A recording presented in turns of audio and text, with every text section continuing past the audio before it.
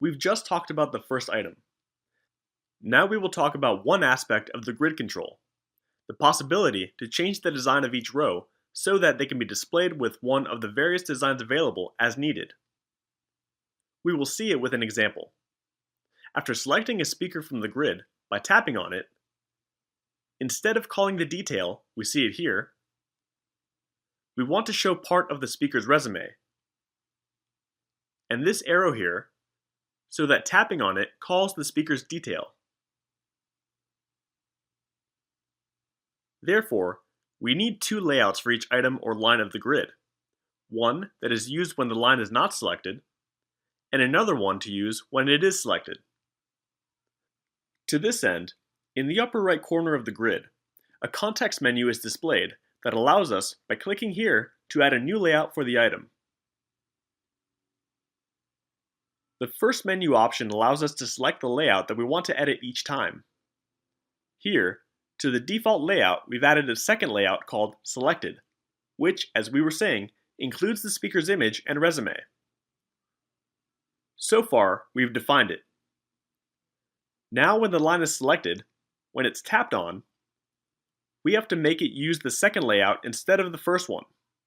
That is to say, use the one we've called Selected instead of the one called Layout. This is indicated with the grid property Default Selected Item Layout. Note that here we're indicating that the layout value we want to load when it's selected is the selected one instead of the other one. However, when we tap on the line to select it, as we had seen by default, its behavior was to take us to the detail of that speaker. So now, we will need to disable this behavior because now the tap will only be used to select the line and show this new layout, Selected. We don't want it to automatically call the detail in that case. Where do we configure the action to run by tapping on a line?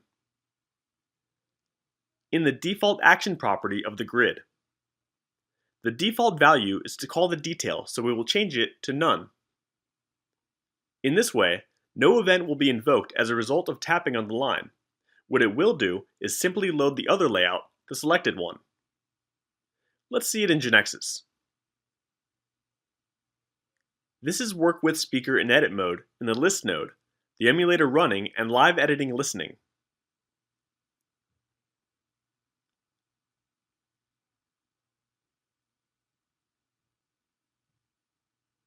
If we open the Live Inspector window, here's the screen we're viewing. Good. So, note that in this KB, I've created the two layouts to save time. And if we click on the right part of the grid, we see the option in the context menu we mentioned before to add new layouts, or select one among the existing ones. We see layout 1 being displayed, or choose the other one, called Selected, which shows the resume. Here is this image that I've added, so we're viewing this layout. If we open the properties, we see that I've indicated that the default value was the selected layout. In this way, when I select a line, this layout will be loaded instead of the other one. At the same time, in the default action, note that I've changed the default option.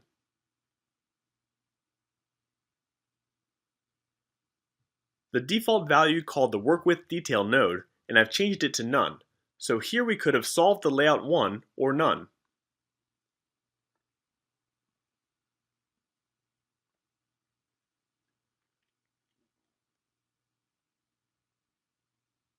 Now when the user taps on the image, we want to invoke the speaker's detail.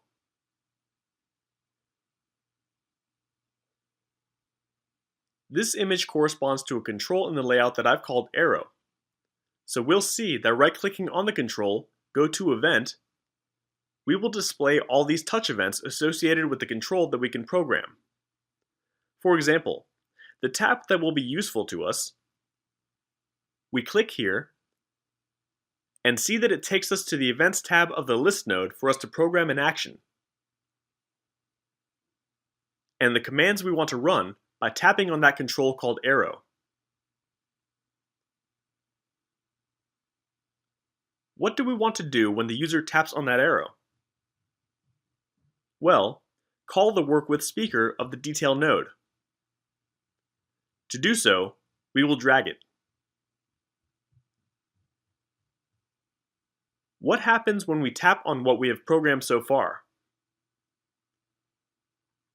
The selected layout is being loaded, showing the speaker's resume, and if I tap on the arrow, nothing happens. Now we remove the comments.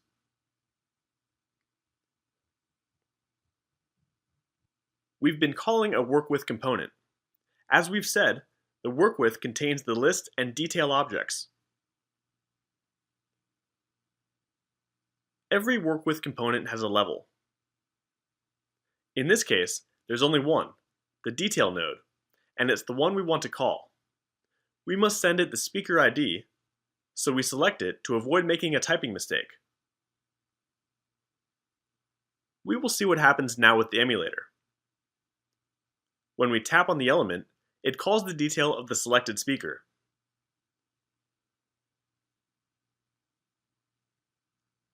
Once again, we see that the live inspector is enabled, and a client event that will be run on the device itself without even saving the Work With component.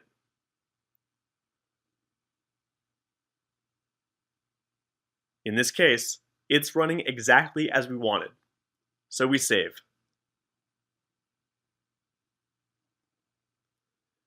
So, just tapping on the live editing feature allows us to listen to the user events. Now it's possible to load one line or another, one layout or another in the grid according to what we want to program.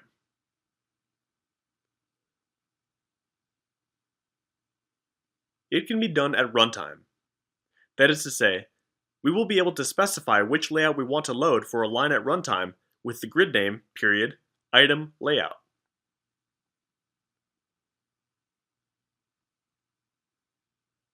Let's see it with an example. Here's the transaction that records the sessions. Next to it is the list of sessions, Work With sessions, grouped by date, as we can see. We want a session to be a keynote, and in addition to the track information that can be seen there, the rooms in which the session will take place, the session's name, and the speakers that will give it. We also want to show a summary of its description, as we can see in this case. This will be a keynote, so we will have to define a new layout, which contains that additional information, and load one layout or the other depending on whether the session is a keynote.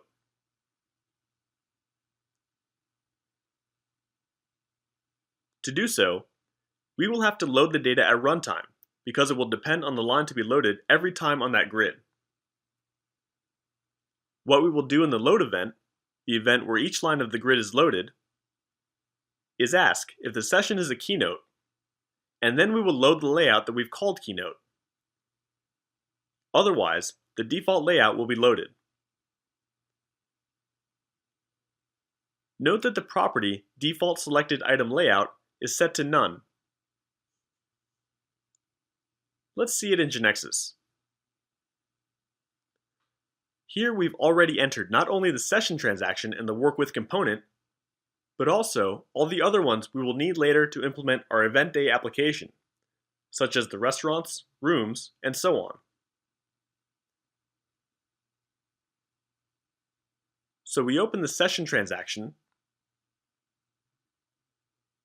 we select the Patterns section, and we go to the list.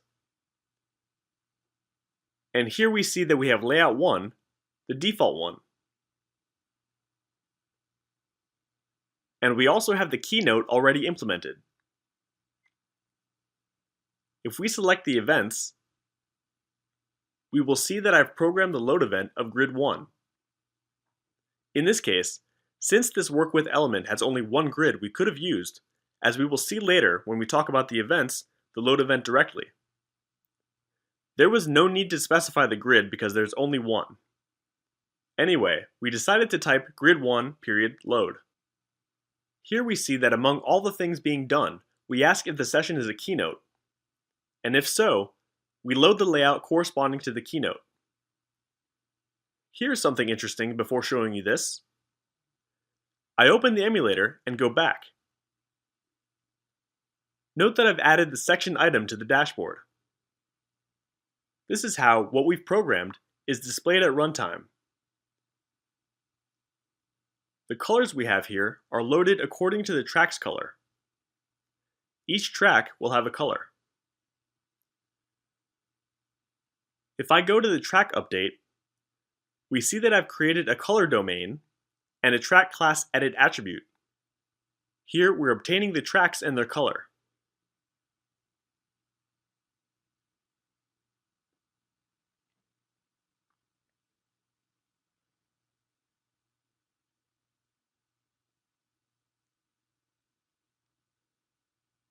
This color we've set here will allow us to display the sessions with the colors corresponding to their track. This is done with the classes we had defined and that is showed in another class.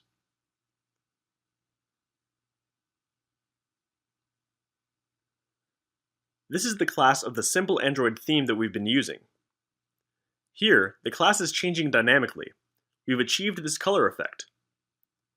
You will be able to see this later on.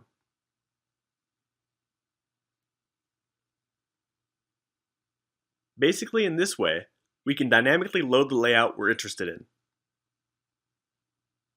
Lastly, note that the grid properties include the selection type property, which allows indicating the desired behavior when a grid line is selected. Look at the values displayed down there. This behavior will depend on each one of them, and on whether a layout other than the default one has been defined in the default selected item layout property, as well as on the value of the default action. Here, for example, with the option Keep Selection while executing.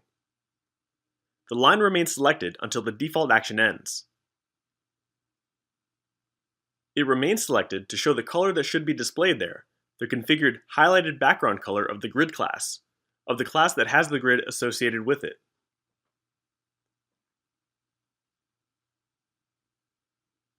This table shows the expected behavior according to each property value. We will not go into further detail here. You'll be able to study them by visiting the wiki and looking for the selection type property.